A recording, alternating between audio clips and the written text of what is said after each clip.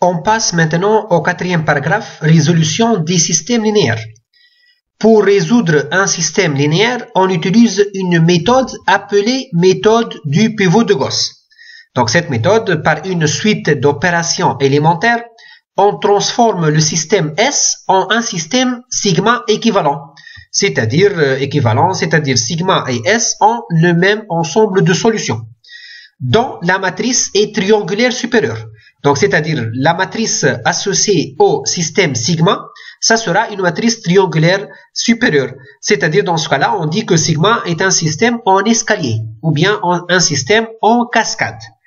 La résolution de sigma nous donne alors les solutions de S, puisque S et sigma sont équivalents. Donc, la résolution de sigma, ça sera très facile, puisque c'est un système en escalier, et donc les solutions de sigma sont en fait les solutions de S. Donc, qu'est-ce qu'on va faire? On va partir du système S, on va faire des opérations élémentaires pour obtenir le système sigma. Le système sigma, c'est un système équivalent à S de matrice triangulaire supérieure, et il s'appelle un système en escalier. Exemple, on va résoudre le système S suivant. Donc, c'est un système de 4 équations à 4 inconnues. Donc, pour résoudre le système suivant, tout d'abord, on va noter E1, E2, E3 et E4, les 4 équations respectivement. Donc, quel est le but? Le but, c'est de transformer ce système-là en un système en escalier. Donc, pour cela, ce système, ça sera équivalent au système suivant. Donc, tout d'abord, on va fixer la première équation, E1.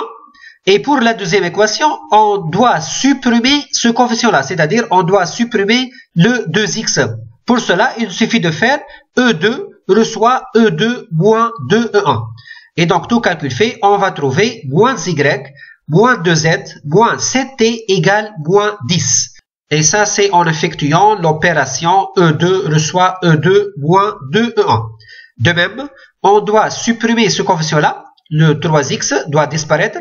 Pour cela, il suffit de faire E3 reçoit E3 moins 3E1. Donc, vous remarquez toujours l'équation E1, elle est fixe. Et on va faire les opérations élémentaires qui vont supprimer le coefficient qui comporte le x. Et donc, tout calcul fait, on va trouver moins 2y, moins 8z, moins 10t égale moins 20. Et de même, pour supprimer le coefficient 4x, il suffit de faire E4 reçoit E4 moins 4E1. Et donc, tout calcul fait, on va trouver moins 7y, moins 10z, moins 13t égale moins 30. Ça, c'est tout calcul fait. Maintenant, on va revenir à ce système-là qu'on a obtenu. On va fixer maintenant deux équations. C'est l'équation 1 et l'équation 2. Et pour l'équation 3, on doit supprimer ce coefficient-là. C'est-à-dire, on doit supprimer le moins 2y. Donc, il suffit de faire E3 reçoit E3 moins 2E2. Et donc, on va trouver le calcul suivant, moins 4z plus 4t égale à 0. De même, pour l'équation 4, on doit supprimer moins 7y. Pour cela, il suffit de faire E4 reçoit E4 moins 7E2. Et donc, tout calcul fait, on va trouver 4z plus 36t égale 40. Maintenant, on va revenir à ce système-là. Maintenant, on va fixer trois équations. Donc, vous remarquez, à chaque étape, on va fixer une équation. Maintenant, on va fixer les trois équations E1, E2 et E3. Et pour l'équation 4, il suffit de supprimer 4z. Pour cela, il suffit de faire la somme entre l'équation 4 et l'équation 3. Donc, on va faire E4 reçoit E4 plus E3 et on va trouver 40t égale 40. Voilà. Donc, on a obtenu ce système-là. Donc, vous remarquez bien, c'est un système en escalier. Voilà. Donc, on va l'appeler sigma. Donc, c'est un système en escalier équivalent à S de matrice triangulaire supérieure.